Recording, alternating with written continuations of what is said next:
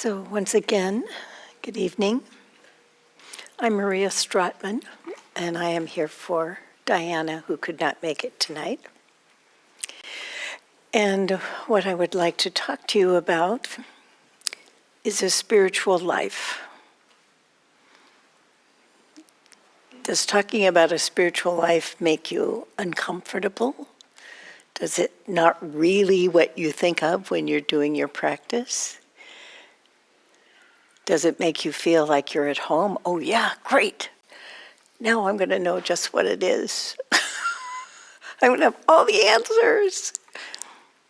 So let all of that evaporate because none of that's going to happen. So today the IMC newsletter came out, and Gil had a really lovely essay in there, opening up that newsletter, about his own spiritual journey, which I highly recommend that you read. If you're not on the email list, which is where I saw the newsletter, you can find it on the website and just see what he has to say about what it was like these last 50 years that he's pursued meditation and this way of life. So what I want to talk about, because I've been contemplating my own spiritual journey, its twists and turns and its missteps and its blossoming, and a kind of assessing. I remember setting out on my journey and saying, I've ignored my spiritual life for some time. I think it was a therapist who asked me what my spiritual life was, and I said, maybe I better go find out. And this, despite the fact when I was young, I had every intention of becoming a nun. I was going to be a nun. I was quite determined, and there are three primary vows: poverty, chastity, and obedience, and I had a lot of trouble with the obedience one. I just didn't want people telling me what to do. So I'm not going to tell you what to do, because I'm really opposed to that. And also, as I've reflected on this, and the thing I want to emphasize tonight is the efforting trap, the trap of efforting in your spiritual path, in your examining of how am I in the world, and what does it mean? The wanting to be something, better than you are, different than you are, have certain characteristics. If I was just like this, then my practice would be perfect and I would know just what to do. Because the one thing I am most clear about is that a spiritual path begins right here, right now, with conditions just as they are. Right here, right now. Just this. The only thing I have to work with is this imperfect being that I am. And this is my spiritual path. Not to become a better person, although I have aspirations like everyone else. But what's become really clear to me is the effort that goes into trying to be something other than I am is not the spiritual path.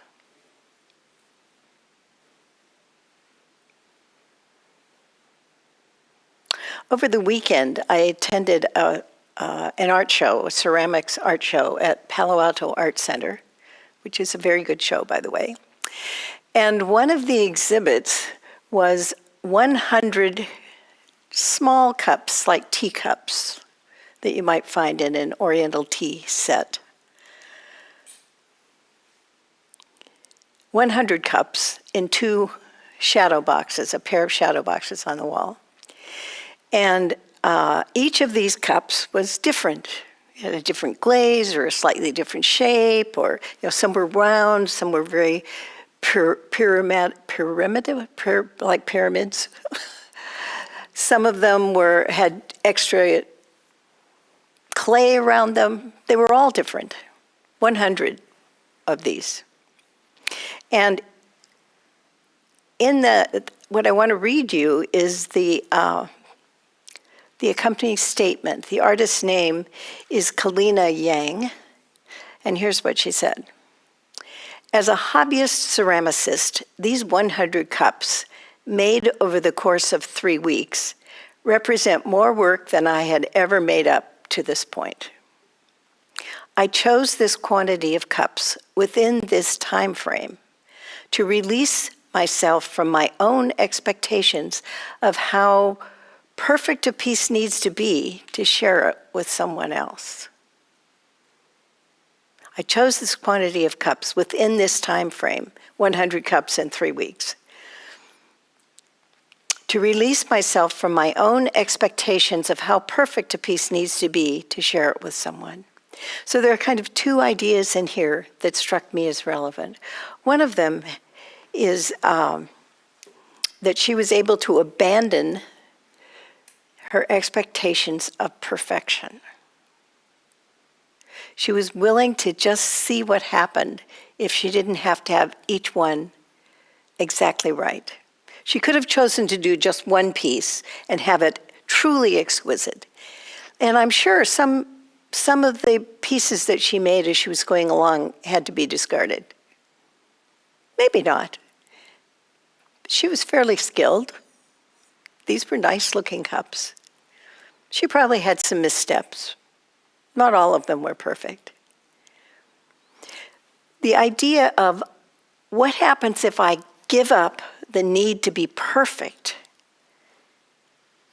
What kind of art do I present then? And am I willing to present myself? Am I willing to make myself vulnerable to doing this? And this idea of presenting oneself is really relevant. This is the part where we say a spiritual path is about showing up. And you have to show up for yourself. You have to, I'm here. Just warts and all, here I am. Meeting this moment, meeting this day, meeting this time, with these conditions. As I was sitting here, I felt my knee sitting here. And I realized that this morning I had a treatment of my knee and that the doctor had said to me, now, no big exercises, I don't want you bending that knee, no bridges. And I'm thinking, here I am sitting in this no bridges. I thought, well, this is the way it is, because this is how it feels for me to sit in meditation. He would not approve.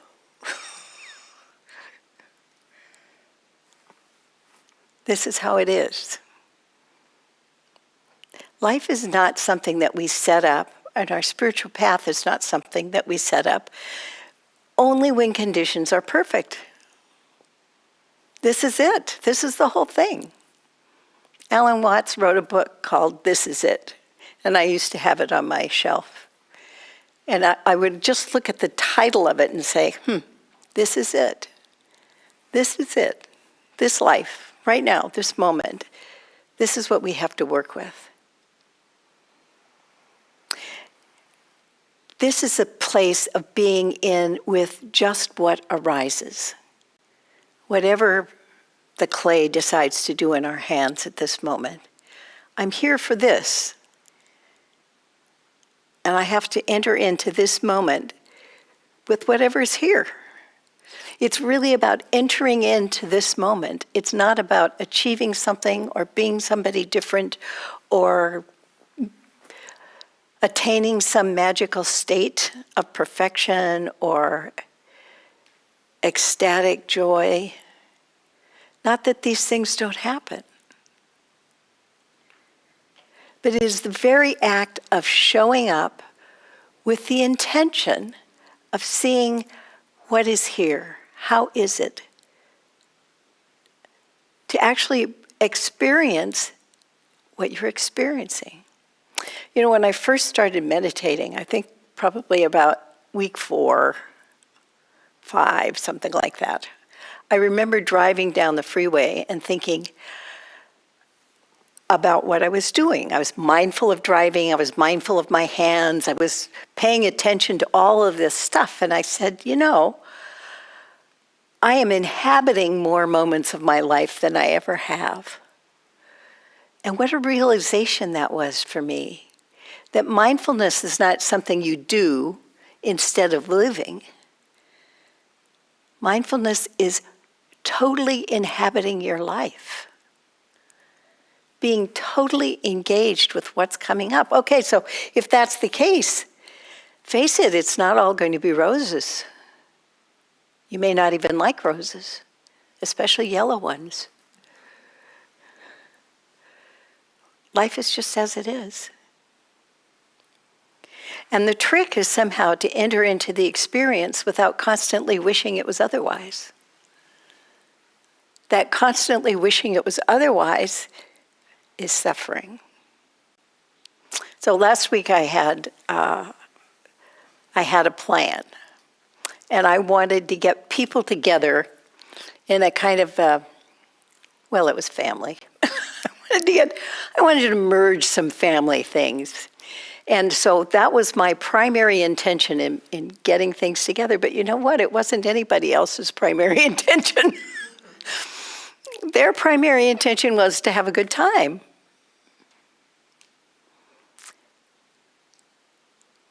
And after a while, I realized how tense I was becoming about people wanting to go off on their own. No, we have to be here together. And I realized that however wonderful the intention was creating suffering for me and everybody else. Because I was so stuck on it. I was so stuck on what it would be like if we were all happy together. And so I had to walk away. I walked away right before I said something really hurtful to my sister. So it's a good thing I walked away. And totally unnecessary.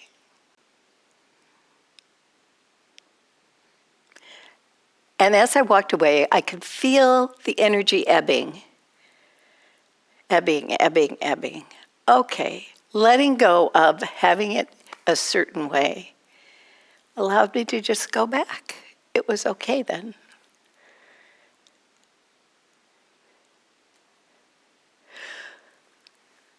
The secret to a rich spiritual life is not perfection.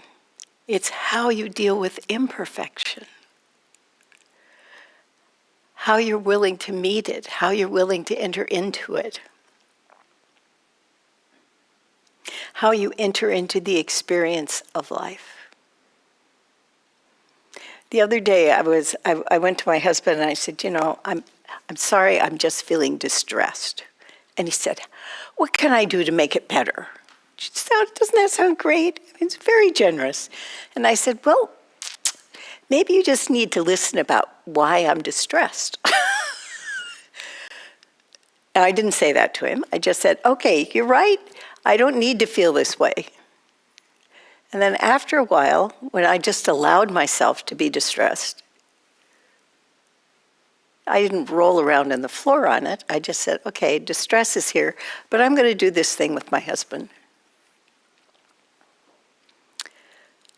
I was able to just see, okay, I'm distressed. Distress is here. And I cried a little. And I watched the energy fall out of that. And then I noticed what a beautiful day it was, and how nice the food was that we were eating. And I still knew the distress. It was still there. The things that were causing me distress were still true. But it didn't define me. It didn't define the day. It's constantly changing.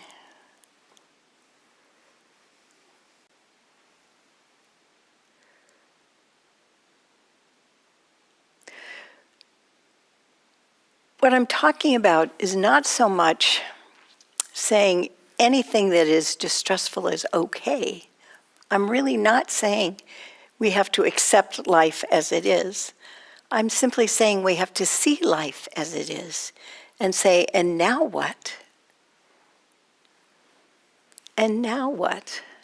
It's not the effort that says, I'm never going to get angry, I'm never going to be upset, I'm never going to be too attached to my views, No, that's a lot of extra stuff. The comparing myself to this person or that person is extra stuff. Not needed, not important. Not needed, not important. No expectations of the moment, but a curiosity about what's true here, what's happening here. What this does is allow what is arising to be there. It's, oh, this is what's happening. Oh, now when I see clearly, I can see, oh, I don't want to be doing that. I don't want to be doing that. That just makes me unhappy. This is what happens as we practice. It isn't so much that we set out to become better people, but when we see, oh, this behavior is making me sad and you sad, and then we stop doing that. And when we see, this sitting in silence and just breathing is opening. Oh, that's kind of nice. I'm going to do more of that. I'm going to be more with that.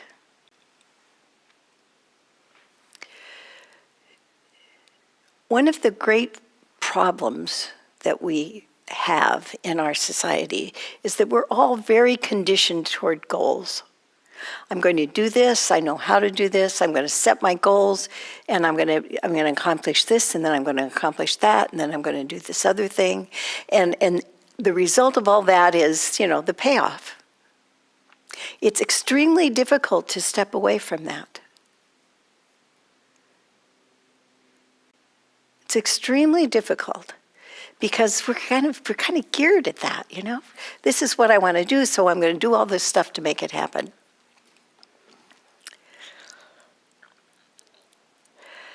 One of the consequences of that is that we begin to harden ourselves with resolve, and we harden ourselves to an approach, and we become rigid and unyielding, and the heart becomes rigid and unyielding with ourselves, with others, and we can't get past that. But if we allow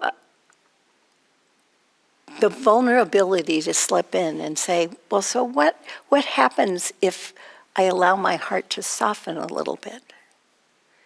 If we take the example of my telling my husband that I was distressed, I could have set about, his technique, by the way, is you've got to fix that distress. And my technique is, okay, it's here. Now, there could be a clash there because he likes to fix things that are wrong. And so if I notice that I am resistant to his efforts, or resistant to the distress, or resistance to how I feel about something, I'm beginning to feel like kind of pushing away of the experience. Now I'm not engaging in the experience, I'm rejecting the experience, and I'm aversive to the experience. When I see that, I can say, oh, you're trying so hard. And I can feel the softening in my heart. Now, a soft heart can be seen as something that is very risky. Can be seen as risky. But it isn't. It isn't, because what it does is open up for you the possibilities of seeing things in a way that produces a different outcome. So when I was walking with my husband this afternoon, I talked him into going for a walk because he was very stressed.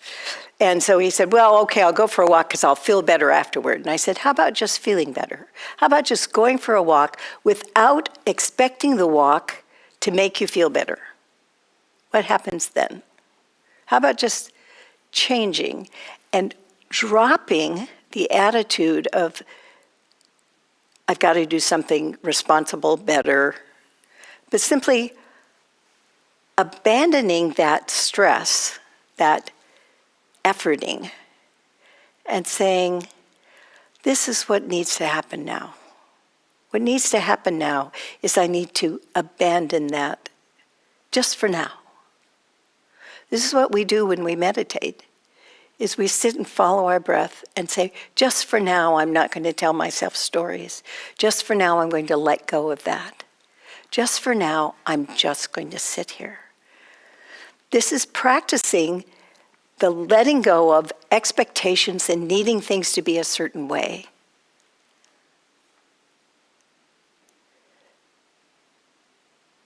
And what can arise in that moment, if you're open to it, is something else in addition to whatever you brought into the moment. That you can see something else. But when you're rigid, it's like tunnel vision. You can't see it. It's not available to you. It's not the same thing as doing nothing and saying everything is okay. That's a different kind of trap. That's a delusion trap. I'm going to pretend it's not there. It doesn't work either. You have to, it's here, whatever it is. It's here. We don't want to fix barriers against the experience. Go ahead and inhabit the experience. Just inhabit it. Okay, this is what's happening. How you respond to this moment is enough. It doesn't have to be better. It's just here. Here I am. And I'm willing to trust myself, to present myself in this moment, and see what happens.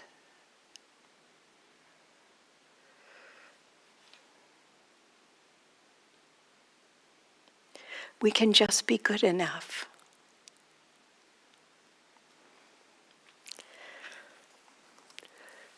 We want to get away from the idea that life has to be, life experience is a requirement. And we want life experience to be an unfolding. Just an unfolding.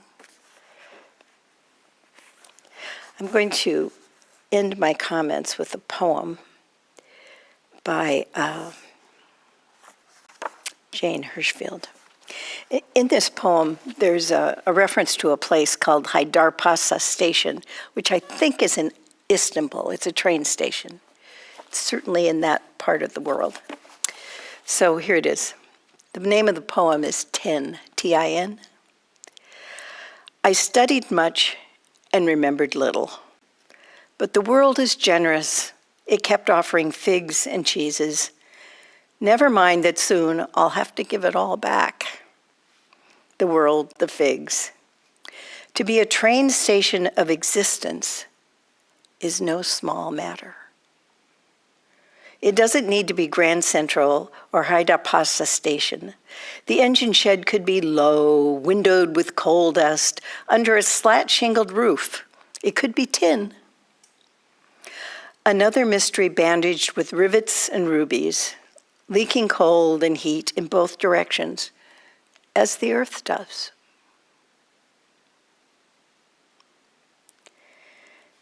I studied much and remembered little, but the world is generous. It kept offering figs and cheeses.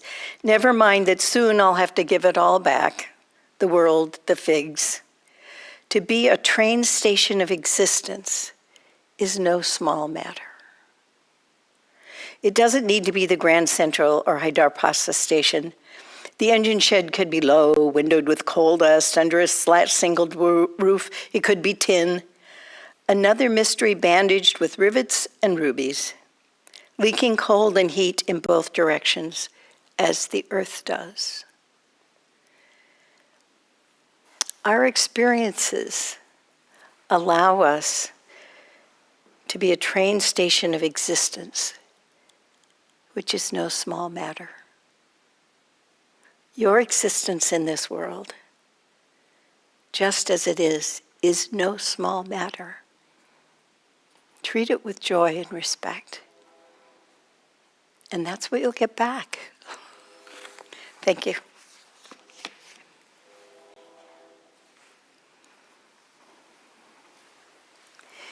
So, does anybody have any comments or suggestions as I straighten out my leg? Deference to Dr. Wall will be very happy.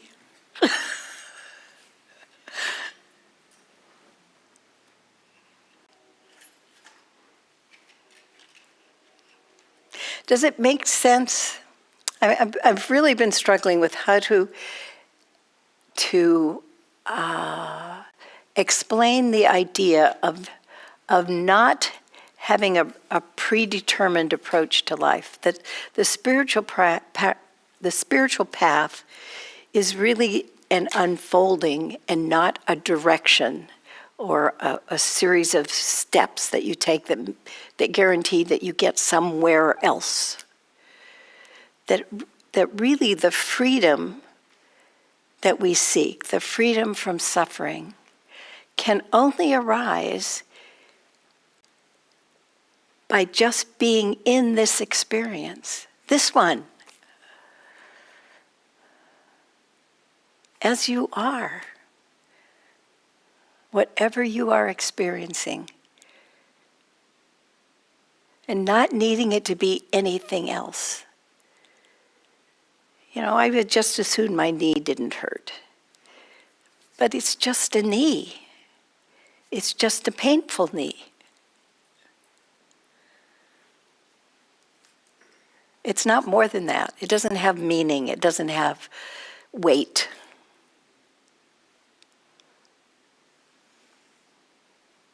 And I can act on it or not act on it.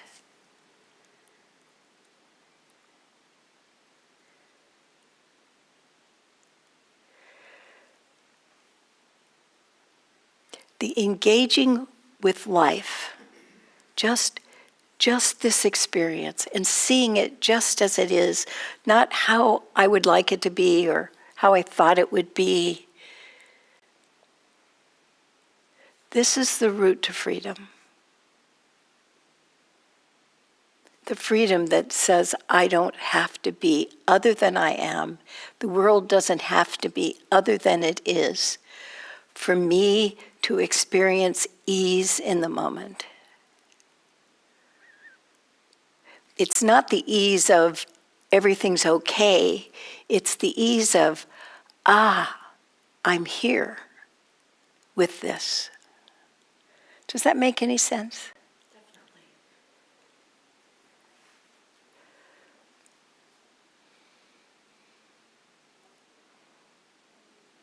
Whether it's distressful or happy, be there. Be there.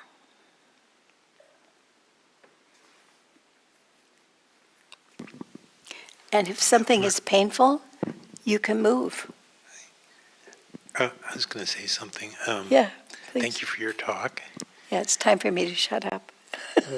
When you were talking about the spiritual life, I can't remember if I read it or I heard Sharon Salzberg talking about how when she was a beginner in meditation, she said she would do walking meditation, but she was never noting anything because she said, I'm just waiting for something spiritual to happen. Yeah, right. It's like, well, okay, I'm meditating and I'm walking, but now when is something spiritual going to happen? And I think about that sometimes when I'm, I don't know, just maybe having sort of a blah meditation or walking, it's just like, no, nothing's happening, and then it's like, Yeah, what's that about? right. That's great. That's great. Thank you. I remember being in meditation one time and thinking I was about to fall asleep. And I had been meditating for a couple of weeks, so I was very concentrated and still. And here I was just about to fall asleep, and I thought, well, maybe I need to sleep, or maybe I just need to know what it's like to be falling asleep, or what is it like to be falling asleep? And I felt myself walking on this edge, like if I fell off the cliff. I could just fall off this cliff into sleep. But I'm right on this edge. There was just enough alertness to notice being on the edge of falling asleep. And how exciting that was. How really thrilling it was to be on that edge, which is, I was just falling asleep. And I think that's the same idea, that a spiritual life is not about something else. It's not about something else. It's really, yeah, that's the best I can do. Yes. Well, I empathize so much with you about the knees, okay? Because I've been able to sit on a zafu most of my career sitting. And this is a beginner question. When your knees are hurting so much, then what story do you tell yourself? You tell yourself, well, I'm doing this practice, this looking at this pain, and where's that going? Or I have to give myself a reason for doing it, or something bigger than myself, or because sometimes it's so extreme, it's so hard to just stay with the pain and just try to, deal with it, even especially on a long retreat when you're doing it day after day after day. On a long retreat, I don't spend all retreat with sitting cross-legged on the floor. I spend a lot of time in a chair. Even though there's a certain energy that comes from the triangulation and sitting this way on the floor that feels right for meditating. Yeah. I can't do that because I'm too distracted by pain. That's right. That's what So happens. there's no point. There's no point to that. The object is not to meditate a certain way. It's to be still and see what arises. That doesn't require me to sit a certain way, even if I'm more comfortable, if I think I'm more comfortable that way. Because if all I'm doing is focusing on pain, I'm just focusing on pain. It's just one big struggle. So sometimes it seems like just remembering to be present in your daily life for 5 minutes or 10 minutes or some small something through the day than it does to sit through all that. I don't want to quantitate it, Right. but it's very important to notice during the day. Where am I? How am I? What's happening here? What's my attitude? What's the energy level? It's a primary part of my practice. Thank you very much. Well, once you become addicted to mindfulness, it's pretty hard to get away from it. Some people can do that. I've spent 50 years trying to do that. I'm sure you are more mindful than you give yourself credit for. Possibly. Sometimes. But we're not measuring. You see, it isn't about measuring. Just celebrate every moment that you notice you're standing on the ground. Well, Whatever I'm it is. celebrating being here tonight. All right, there we go. I'm very happy. I'll celebrate with you. Anybody else? I love that, the phrase train station of existence. That's perfect. And I think I have Grand Central because it's exactly like that. And what awes me when I'm mindful is how much actually is going on in there at one time. The sensations, the impulses, the worries, the fears, the tensions, plans, all these things, all like at one time, this cacophony. If I'm to understand you correctly, that's fine. Yes. Okay. Sometimes We're done. it's busy. Yeah, okay. Sometimes it's busy. Yeah, or a lot of the time, but to be fair, it's busier sometimes more than others. Yeah. But it can very much be that way. It's like you can watch it go by like a parade. Yeah. Yeah. And what might be useful is when you notice all of that cacophony, and how do I feel about that? How am I responding to that? And what's the energy like? Does that cacophony cause jitteriness or excitement or aversion?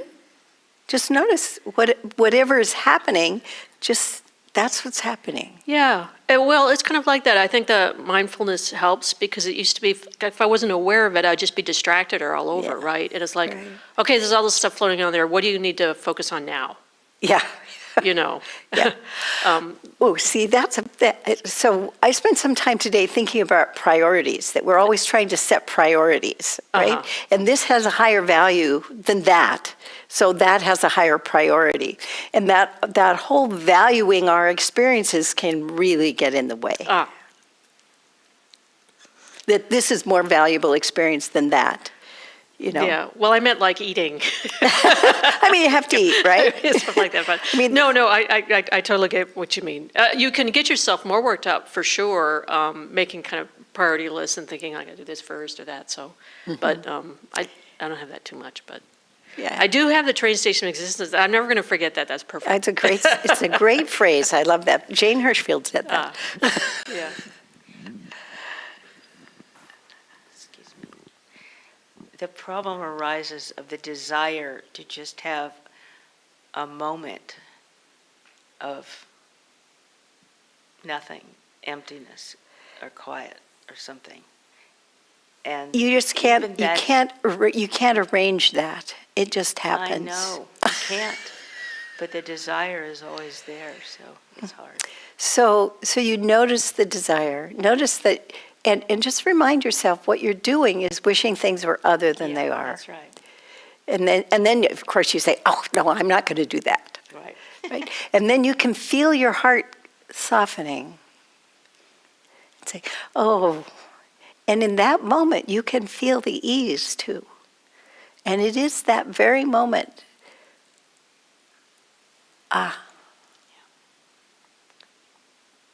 Thank you. Don't miss it. Very helpful image. So, Anybody else? does anybody else have comments or suggestions?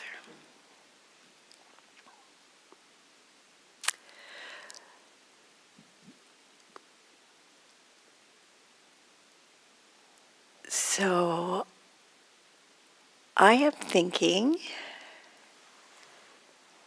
that this has been delightful. Thank you.